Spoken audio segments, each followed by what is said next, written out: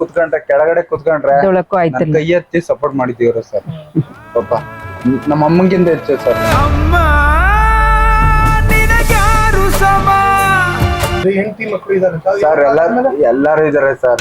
ದುಡ್ಡಿಲ್ ಮೇಲೆ ಇದ್ದಿರೋ ಪ್ರಪಂಚ ಇದು ವರ್ಷತ್ವಲ್ಲ ಬಿಡು ಅಲ್ಲ ಬಣ್ಣ ಬತ್ತಲ್ಲ ಪಕ್ಕ ಬತ್ತ ಅವೆಲ್ಲ ಸುಳ್ಳು ಸರ್, ಶುದ್ಧ ಸುಳ್ಳೋದು.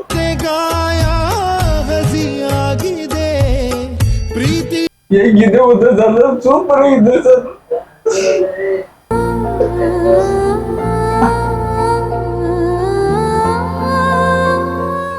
ನಾನು ಅಣ್ಣ ಡ್ಯೂಟಿ ಮಾಡೋಕೆ ಸರ್ ಇಬ್ರು, ನಾನು ಅಣ್ಣನ ಇಬ್ರು ಡ್ಯೂಟಿ ಮಾಡ್ತೀನಿ ಸರ್ ಕಾರಲ್ಲಿ ಡ್ರೈವರ್ ಆಗಿ. ಮಾಡಕ್ಕೆ ಮೇನ್ ಪ್ರಾಬ್ಲಮ್ ಮೇನ್ ಸಪೋರ್ಟೇ ಅವ್ರ ತಮ್ಮ. ಇವ್ನ್ ನೋಡ್ದಾಗೆಲ್ಲ ಅವ್ರಿಗೆ ಅದೇ ನನ್ ತಮ್ಮ ಎಲ್ಲೋ ಒಂದ್ ಕಡೆ ಬದುಕಿದಾನೆ, ಚೆನ್ನಾಗಿದ್ದಾನೆ, ಇವ್ನೊಂದು ಬದುಕ್ಸಿದೀನಿ, ಭಗವಂತಂಗ್ ಸಾಕಪ್ಪ, ಅವ್ನ್ ಸತ್ರು ಸತ್ತ, ಅವನ್ ಬದ್ಲು ಇವನ್ನೆಲ್ಲ ಉಳ್ಕೊಂಡವನೇ ಅನ್ನೋಕ್ಕೋಸ್ಕರ ಇವನಿಗೆ 16 ಲಕ್ಷ ಖರ್ಚು ಮಾಡಿದ್ದು ಸರ್ ಈತನ್ಗೆ. 16 ಲಕ್ಷ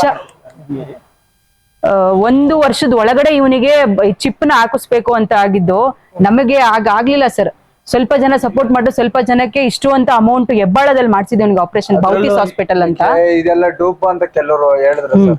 ಡೂಪ್ ಇದೆಲ್ಲ ಫೇಕು, ಇದ್ರಲ್ಲಿ ಮಾಡ್ತಾರ, ಹಿಂಗೆಲ್ಲ ಮಾಡಲ್ಲ ಅಂತ ಫೇಕ್ ಅಂತ ಎಷ್ಟೋ ಜನ ಕಮೆಂಟ್ ಮಾಡಿದ್ರು.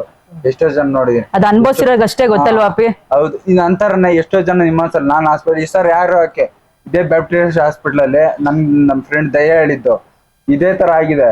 6 ಜನ ಸತ್ತಿ, 3 ಜನ ನನ್ ಪಕ್ಕದ ಬೆಡ್ಗಳ ಸತ್ತವ್ರು, 3 ಜನ. ಅವನ್ನೆಲ್ಲ ಅಂದ್ರೆ ನಾನು ಸುತ್ತೋಗ್ಬಿಡ್ತಿದ್ದೆ ಪಾಪ. ರಾತ್ರಿ ಡಾಕ್ಟರ್ ಫೋನ್ ಮಾಡೋರು 12 ಗಂಟೆ 1 ಗಂಟೆ ರಾತ್ರಿಗೆ, ದಯ್ಯವ್ರು ಎಲ್ಲಿದ್ರೆ ಬನ್ನಿ ಅನ್ನೋದವ್ರಿಗೆ ಇದ್ ತಗೊಂಡ್ಬಿಡ್ಬೇಕು, ಮೆಡಿಸಿನ್ ತಗೋಬೇಕು ಅಂತ ಫೋನ್ ಮಾಡೋರು. 1 ರೂಪಾಯಿ ಸಪೋರ್ಟ್ ಇಲ್ಲ ಸರ್. ಬದುಕಿರೋದನ್ನ ಕರ್ನಾಟಕ ಜನತೆಯಿಂದ ಬದುಕಿರೋದು ಸರ್. ಅವಾಗ ಆಶ್ರಮನೇ ಇರಲಿಲ್ಲ, ಏನಿರಲಿಲ್ಲ ಸರ್. ತುಂಬಾ ಬಡತನ ಅಂದ್ರೆ ಬಡತನ. ಅವ್ರ ಡ್ಯೂಟಿಗೆ ಹೋಗೋದ ಅಣ್ಣ ಪಾಪ, ಅವಾಗೂ ಮನೆಗೂ ಇರಕ್ಕಾಗಿಲ್ಲ. ಅವಾಗ ಇವ್ರ ಮಗಳು ಚಿಕ್ಕ ಮಗು ಬೇರೆ, ಬೇಡ 4-5 ತಿಂಗಳು ಬೇಬಿ ಸರ್ ಇವನ್ ಬಂದಾಗ. ಸೊ ಪರಿಸ್ಥಿತಿ ಚಿಂತಾಜನಕ ಬಿಡಿ. ಎಳೆ ಮಕ್ಕಳನ್ನಾರು ನಾವ್ ಸಣ್ಣಕ್ಕಿರ್ತಾರೆ ಹೆಂಗೋ ಕ್ಯಾರಿ ಮಾಡ್ಬೋದು, ಈತ ಇಷ್ಟು ದೊಡ್ಡ ನಾವ್ ಹೆಂಗ್ ಕ್ಯಾರಿ ಮಾಡೋದು?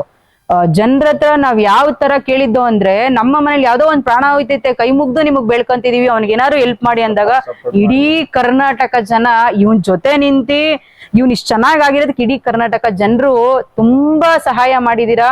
ಸೊ ಯೋಗಿನ ನೆನೆಸ್ಕೋಬೇಕು ಅಂದಾಗ ಈತನಿಗೆ ಎಷ್ಟೊಂದ್ ಜನಕ್ಕೆ ಇವನು ಫ್ರೆಂಡ್ಗೆಲ್ಲ ಫೋನ್ ಮಾಡ್ದ ಹೆಲ್ಪ್ ಮಾಡಿ ಅಂತ. ಯಾರು ಈತನಿಗೆ ಒಬ್ರುನು ನೀನ್ ಬಾರೋ ನಮ್ ಮನೆಗೆ ನಾನು ಊಟ ಕೊಡ್ತೀನಿ ಅಂತಾನು ಅಂದಿಲ್ಲ. ಇವ್ರ ಮನೆಯವ್ರಾಗ್ಲಿ ಇವ್ರ ಫ್ರೆಂಡ್ಸ್ ಆಗ್ಲಿ ಯಾರು ಆಗ್ಲಿ.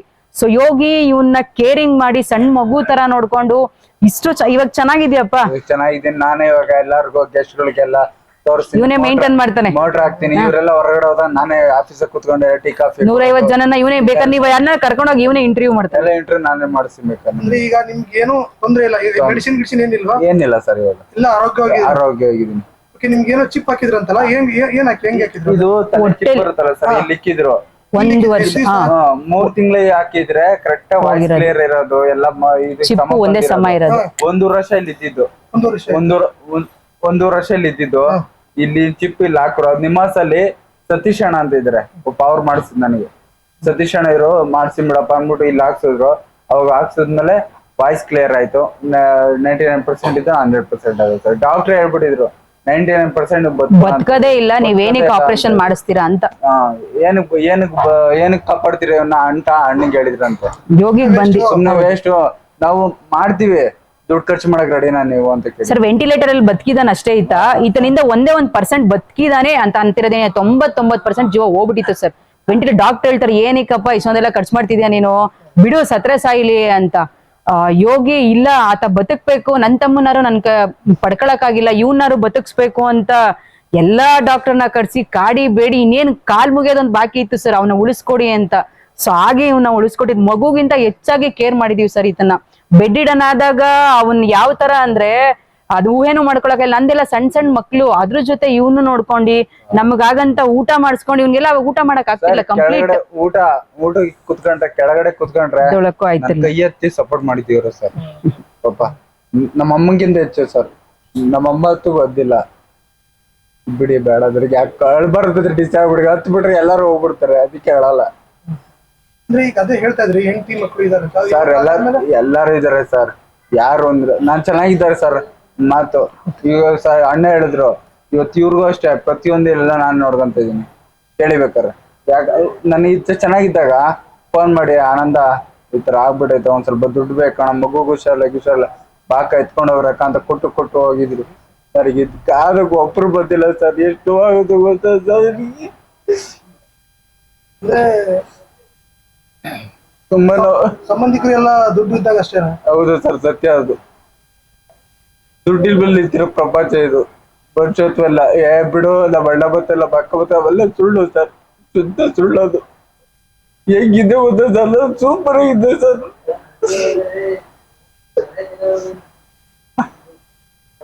ನಾನು ಅಣ್ಣ ಡ್ಯೂಟಿ ಮಾಡೋಕ್ಕಾರ ಸರ್ ಇಬ್ರು, ನಾನು ಅಣ್ಣನ ಇಬ್ರು ಡ್ಯೂಟಿ ಮಾಡ್ತೀನಿ ಸರ್ ಕಾರಲ್ಲಿ ಡ್ರೈವರ್ ಆಗಿ. ನೋಡಿ ಬಗು ಹೆಂಗಾಗಿತ್ತು ಇದು ಆಕ್ಸಿಡೆಂಟ್? ಕಾರ್ ಆಯ್ತಾ? ಕಾರಲ್ಲಿ ಆಗಿರೋದಲ್ಲ ಸರ್, RMC ಕೆಲಸ ಮಾಡ್ತಿದ್ದೆ ಅವಾಗ ಆಗಿದ್ದು ಸರ್. ಇಲ್ಲಿ ಹೆಬ್ಬಾಳದಲ್ಲಿ ಆಗಿದ್ದೆ. ಟೂ ವೀಲರ್ ಆಟೋ ಚಾರ್ಜಿಂಗ್, ಅದು ಒಂಥರ ಚಾರ್ಜರ್ ಆಂಗ್ಟೋ ಬರ್ತಿತ್ತು. ಚಾರ್ಜಿಂಗ್ ಆಟೋದಲ್ಲಿ ಅದು ವೆಯ್ಟ್ಲೆಸ್ ಸರ್. ಹಿಂದೆಯಿಂದ ವೆಯ್ಟ್ ಜಾಸ್ತಿ ಆಗ್ತಾಗ ಮುಂದೆ ಆಟೋಮೆಟಿಕ್ ಎತ್ಕೊಂಡ್ಬಿಡುತ್ತೆ. ಡೆಲಿವರಿ ಕೊಡಕ್ ಹೋಗ್ಬೇಕಾದ್ರೆ ಆಗಿದ್ದು. RMC ಮಾಡುವಾಗ ಹೌದು. ಮಾಡ್ಬೇಕಾದ್ರೆ ಸರ್. ಇವ್ರಿಲ್ಲ ಅಂದ್ರೆ ನಾನು ಇಷ್ಟೊತ್ತು ಹೋಗಿ 5 ವರ್ಷ ಎಲ್ಲರ ಕೈ ತೊಳೆದು ಸುಮ್ನೆ ಬಿಡ ಆನಂದ್. ಇವಾಗ್ಲೂ ಅಷ್ಟೇ ಸರ್, ನಮ್ ಸಂಬಂಧಿಕರವ್ರೆ ಕೋಲಾರದಲ್ಲಿ ಇದಾರೆ, ಎಲ್ಲ ಕಡೆ ಇದಾರೆ, ತುಂಬಾ ಜನ ಅವ್ರೆ. ಇವತ್ತಿನವರೆಗೂ ಆನಂದ ಬದುಕೋನಾಗಿತ್ತವನಂತ ಯಾರಿಗೂ ಗೊತ್ತಿಲ್ಲ. ಎಲ್ಲ ಬಂದು ನೀವು ಆಲ್ರೆಡಿ ಹೋಗ್ಬಿಟ್ಟಿದ್ದೀರಾ ಅಷ್ಟೇ. ಅವಾಗ ಈ ವಿಡಿಯೋ ನೋಡ್ಬಿಟ್ಟು ನಿಮ್ ಮನೆಯವ್ರು ಬಂದ್ರೆ ಹೋಯ್ತೀಯಾ? ಹೋಗಲ್ಲ. ಯಾಕೆ ಹೋಗ್ಬೇಕು? ಈಗ ನೀನ್ ಆರಾಮಾಗಿದೆಯಲ್ಲ, ಹೋಗಿ ಹೆಂಡತಿ ಮಕ್ಕಳ ಜೀವನ ಮಾಡು. ಎಂತ ಹೇಳ್ಬೇಡ, ಸುಮ್ಮನೆ ಇರು. ಬೇಡ, ಕ್ಯಾಮ್ರಾ ಬ್ಯಾಗ್ ಚೆನ್ನಾಗ್ ಬರೋದು. ಸುಪ್ರಭಾತ್. ನೋಡಿ ಅವ್ರಿಗೆ ಎಷ್ಟು ನೋವಾಗಿದೆ ಅಂದ್ರೆ, ಚೆನ್ನಾಗಿದ್ದಾಗ ಮಾತ್ರ ಈತನ ನೋಡ್ಕೊಳ್ಳೋದು. ನೀವೇ ಹೇಳ್ರಿ, ನಾನು ಡ್ಯೂಟಿ ಮಾಡಿ ನಾನು ಎತ್ಕೊಂಡು ಹೋಗಿ ಮನೆ ಬೇರೆ ತುಂಬಾ ಚೆನ್ನಾಗಿ ನೋಡ್ಕೊತಿದ್ದೆ ಸರ್. ಏನು ಮಾಡಕ್ಕಲ್ಲ, ಪರಿಸ್ಥಿತಿ ಹಿಂಗಾಗಿದೆ. ಬಟ್ ಈ ಟೈಮ್ ಎಲ್ಲಾರು ಅವ್ರ ಹೆಂಡತಿ ಬರ್ಬೋದಿತ್ತು. ನಾವು 1-2 ಸಲ ಅವ್ರನ್ನ ಕರ್ಸೋ ಪ್ರಯತ್ನ ಮಾಡಿದ್ದು, ಅವ್ರೇನೋ ರೆಸ್ಪಾನ್ಸ್ ಮಾಡಿಲ್ಲ. ಸತ್ರೆ ಸಾಯ್ಲಿ ಬಿಡಿ, ಬೇಕಾದ್ರೆ ನೀವು ನೋಡ್ಕೊಳ್ಳಿ, ನಾವು ನೋಡ್ಕೊಳ್ಳಲ್ಲ ಅಂತ ಅವ್ರು ಡೈರೆಕ್ಟ್ ಒಂದೇ ಮಾತು ಹೇಳಿದವ್ ತಾಯಿ. ಅವ್ರ ಹೆಂಡತಿ ನಾವ್ ಇಷ್ಟವರೆಗೂ ಅವ್ರಿಗೆ ಫೋನು ಮಾಡಕ್ ಹೋಗಿಲ್ಲ. ಇಷ್ಟು 150 ಜನ ನೋಡ್ಕೋತೀವಿ ಸರ್ ಆತನ ಜೊತೆ. ಇವನೊಬ್ರು ಏನ್ ದೊಡ್ಡ ವಿಷಯನೇ ಅಲ್ಲ, ಇದನ್ನ ನೋಡ್ಕೊಂತೀವಿ ನಾವು. ಯಾರಿಗೂ ಗೊತ್ತಿಲ್ಲ. ಮಕ್ಕಳು ಎಲ್ಲ ಇದಾರ? ಎಳ್ಳೆ ಮಗು ನೋಡಿಲ್ಲ ಸರ್. ನಾನು ದೊಡ್ಡ ಮಗು ನನ್ನ ಹತ್ರನೇ ಇದ್ದಿದ್ದು, ಇವ್ರ ಮನೇಲಿ ಇದ್ದೀನಿ ನಾನು. ಕರ್ಕೊಂಬಂದಿಕ್ಕೆ ಆಕ್ಸಿಡೆಂಟ್ ಆದಾಗ ಹಾಸ್ಪಿಟಲ್ ಬಂದಿಲ್ಲ ಸರ್. ಬಂದು ಮಗುನ್ ಕರ್ಕೊಂಡು ಹಂಗೆ ಹೋಗಿಲ್ಲ. ಅಂದ್ರೆ ಮಗುನ ಕರ್ಕೊಂಡ್ ಹೋಗೋ ನೆಪ, ಇವ್ನ ನೋಡೋ ನೆಪದಲ್ಲ. ಇವ್ನ ನೋಡ್ಕೊಂಡು ಇಲ್ಲ, ಮಗು ನಮ್ಮನೇಲಿ ಇತ್ತು, ಇವನು ನಮ್ಮನೇಲೂ ಇದ್ದ. ಮಗುನ್ ಕರ್ಕೊಂಡ್ ಹೋಗೋ ನೆಪದಲ್ಲಿ ಬಂದು ಇವ್ನೇನ ನೋಡ್ಬೇಕು ಅಂತ ನೋಡ್ಕೊಂಡು ಮಗುನ್ ಕರ್ಕೊಂಡ್ ಹೋಗಿದ್ದವ್ರು. ನಾಳೆ ಬರ್ತೀನಿ, ಮಗುನ ಕರ್ಕೊಂಡ್ ಬರ್ತೀನಿ ಇವ್ನ ನೋಡ್ಕೊಳಕ್ಕೆ ಅಂತ ಹೇಳೋಗಿದ್ದ ತಾಯಿ. ಇಷ್ಟುವರೆಗೂ ಮುಖನೂ ತೋರ್ಸಿಲ್ಲ ಇವನಿಗೆ. ಇವಾಗ ಚೆನ್ನಾಗಿದ್ದೀರಾ? ಸೂಪರ್ ಆಗಿದೆ ಸರ್. ಎಲ್ಲ ಜನಗಳ ಆಶೀರ್ವಾದ, ಕರ್ನಾಟಕ ಜನತೆಗೆ ನಮಸ್ಕಾರ. ನಿಮ್ಮಿಂದ ಉಳ್ದಿರೋ ಜೀವ ಇದು, ಅಷ್ಟೇ ಕೇಳ್ಕೊಂಡು. ಸೊ ಈಗ ಹೊಸ ಆಶ್ರಮ ಸ್ಟಾರ್ಟ್ ಮಾಡಿದ್ ಗೊತ್ತಲ್ವಾ? ಏನ್ ಹೇಳ್ತೀಯ ಜನರ ಹತ್ರ ಏನಾದ್ರು ಹೇಳೋದಾದ್ರೆ? ಏನಿಲ್ಲ, ಅವ್ರು ಒಂದೇ ಒಂದ್ಸತಿ ಈ ಆಶ್ರಮದಲ್ಲಿ ಬಂದು ಎಷ್ಟೋ ಜನ ಬಂದ್ ನೋಡಿದಾರೆ, ಎಷ್ಟೋ ಜನಕ್ಕೆ ತೋರಿಸಿದೀನಿ. ಅವರೆಲ್ಲ ಬಂದ್ ಮಲ್ಗಕ್ಕೆ ಎಲ್ಲೂ ಜಾಗ ಇಲ್ಲ ಅಂತ ನಾನು ಹೇಳಿದೀನಿ. ಸರ್ ಇಲ್ಲಿ ಕನ್ಸ್ಟ್ರಕ್ಷನ್ ನಡೀತಾ ಇದೆ, ಭೂಮಿ ಪೂಜೆ ಸೋಮವಾರ ಆಯ್ತು, ಅಲ್ಲಿ ಭೂಮಿ ಪೂಜೆಗೆ ನಿಮ್ ಕೈಲಾಗಿದ್ದಷ್ಟು ದಾನ ಮಾಡಿ. ನೀವು ಒಂದ್ಸತಿ ನೋಡಿ, ಒಂದ್ಸತಿ ಮಲ್ಗಕ್ ಜಾಗ ಇತ್ತು ಅಂದ್ರೆ ಬೇಡ. ಅಲ್ಲಿ ಏನಂದ್ರೆ 1ರಿಂದ 10ನೇ ಕ್ಲಾಸ್ ಸ್ಕೂಲು, ಹಾಸ್ಪಿಟ್ಲ್ ಕಟ್ಬೇಕಂತ ಪ್ಲಾನ್ ಇದೆ ಸರ್ ಅಣ್ಣಂದು. ಅದಕ್ಕೋಸ್ಕರ ಹೇಳ್ತಿರೋದು. ಇವ್ರು ಹೇಳಿದ್ ಕರೆಕ್ಟ್ ಸರ್, ಅದಕ್ಕೋಸ್ಕರ. ವೃದ್ಧಾಶ್ರಮ ಅಂದ್ರೆ 5,000 ಜನಕ್ಕೆ ಮಾಡ್ತಿರೋ ದುಡ್ಡೇ ಕೊಡ್ಬೇಕು ಅಂತ ಇದೆಯಾ? ಏನಿಲ್ಲ, ಒಂದೇ ಒಂದ್ ಇಟ್ಕೆ ತಗೊಂಬಂದ್ ಕೊಟ್ರೆ ಸಾಕು. ಒಂದೇ ಒಂದ್ ಇಟ್ಕೆ ಅವ್ರ ಕೈಲಾಗಿ ಒಂದೊಂದ್ ಇಟ್ಕೆ ತಾಳಪ್ಪ ಯೋಗಿ ಇಟ್ಕೊಳ ಅಂತ ಹೆಸರೇ ಸಾಕು. Okay, thank you sir. ನನ್ ಪ್ರಾಣ ಇರೋವರ್ಗು ಸರ್, ಈ ಪ್ರಾಣ ಕೊಟ್ಟಿದ್ ಯೋಗಿ ಅಣ್ಣ, ಈ ಪ್ರಾಣ ಹೋಗೋದು ಯೋಗಿ ಅಣ್ಣ. ಅದ್ ಬಿಟ್ರೆ ಇನ್ನೇನಿಲ್ಲ. ಯಾವ ಸಂಬಂಧಿಕರು ಇಲ್ಲ, ಯಾವ ಇರು ಇಲ್ಲ, ಅಷ್ಟೇ. ನಾನ್ ಸಾಯೋವರ್ಗು, ನಮ್ ಬದುಕಿರೋರ್ಗು ಇಲ್ಲೇ ಇರ್ಬೇಕು. ನಾನ್ ಸತ್ ಮೇಲೆ ಒಂದೇ ಒಂದ್ ಆಸೆ ಸರ್, ನಾ ಸಾಯೋವಾಗ ಬಾಯಿಗೆ ನೀರ್ ಬಿಡ್ತಾರಲ್ಲ, ಅದು ಯೋಗೇಶ್ ಅಣ್ಣ ಇವ್ರಿಬ್ರು ಬಿಟ್ರೆ ಸಾಕು ನನ್ಗೆ, ಅಷ್ಟೇ ಕೇಳ್ತಿರೋದು. ಮಾತಾಡ್ಬಾರ್ದು, ಸಾಯೋದೆಲ್ಲ. ಖುಷಿಯಾಗಿರು. ಒಳ್ಳೇದಾಗ್ಲಿ. Thank you sir. ಇಷ್ಟು ದಿವಸ ಅಂದ್ರೆ ನೀವು ಆಗ್ಲೇ ಹೋಗ್ಬೇಕಾಗಿತ್ತು, ಇಲ್ಲಿ ಇಷ್ಟು ದಿವಸ ಉಳಿದಿದ್ದೀರಾ ಅಂದ್ರೆ ಅದಕ್ಕೊಂದು ಜನಗಳು. ನಾನೊಂದು ಶನೇಶ್ವರ ವಿಗ್ರಹ ತಂದಿದ್ದೀನಿ ಸರ್, ನೋಡಿ, ಗೋಲ್ಡ್ ಕಲರ್ ಶನೇಶ್ವರ. ಆಕ್ಸಿಡೆಂಟ್ ಆಗ 15 ದಿನ ಮುಂಚೆ ಬಂದಿತ್ತು, ಅದೇ ಒಂಥರ ಮಿರಾಕಲ್. ನಾನು ಅದು ಮೊನ್ನೆ ಗ್ಯಾಪ್ಕೊ ಬಂದ್ ನನಗೆ, ಅಲ್ಲಿ ಕುತ್ಕೊಂಡಿದ್ದೀನಿ, ಏನೋ ಗ್ಯಾಪ್ಕೊ ಬಂತು. ನಾನು ಸುಮ್ನೆ ಚಿಕ್ಕಪೇಟೆಗೆ ಹೋಗಿ ಸರ್, ನನ್ನ ಹತ್ರ ದುಡ್ಡು ಇತ್ತು ಅವಾಗ. ಚಿಕ್ಕಪೇಟೆಗೆ ಹೋಗಿ ಸುಮ್ನೆ ವಿಗ್ರಹ ಹಿಂಗೆ ಎತ್ಕೊಂಡು ಎಷ್ಟು ಹಣ ಅಂದ್ರು, 1250 ರೂಪಾಯಿ ಅಂದ್ ಹಿಂಗೆ ಕ್ಯಾಶ್ ಕೊಟ್ಟು ಹಂಗೆ ಎತ್ಕೊಂಡ್ ಎಷ್ಟೋ ಜನ ಹೇಳಿದ್ರು, ಅಣ್ಣಂಗೂ ಹೇಳಿದ್ರು, ಶನೇಶ್ವರನ ವಿಗ್ರಹ ಯೋಗಿಯದು ಮನೆ ಇಕ್ಕಂಬಾರ್ದು, ದರಿದ್ರ ಅದ್ರು. ಅಣ್ಣ ಒಂದೇ ಮಾತಂದ್ರು, ನಮ್ಮ ಆನಂದ ತಂದಿರೋದು ನಾನು ಇಕ್ಕಂತೀನಿ.